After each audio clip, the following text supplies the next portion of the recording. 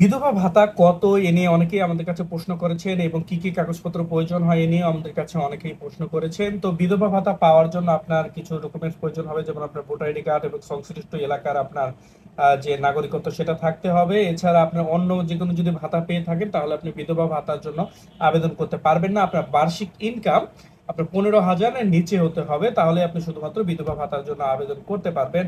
এবং আপনার যেই আপনার যে আপনার ভোটার আইডি কার্ডের ফটোকপি, ছবি, এসব কাগজপত্রগুলো জমা দেওয়াতে হবে। তো অনেকেই আমাদের কাছে গুরুত্বপূর্ণ একটি প্রশ্ন করে থাকেন, বিধবা ভাতা প্রতি মাসে কত করে দেওয়া হয়ে থাকে। 1998 সাল থেকে প্রথম বিধবা ভাতা চালু করা হয়।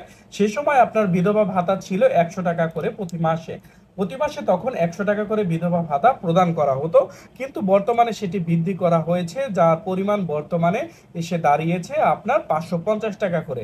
550 টাকা করে প্রতি মাসে আপনার বিধবা ভাতা প্রদান করা হয়। তো বিস্তারিত তথ্যের জন্য আমাদের ইউটিউব চ্যানেলটি অবশ্যই সাবস্ক্রাইব করে আমাদের সাথে থাকবেন। ধন্যবাদ। আজকের ভিডিও এ পর্যন্তই।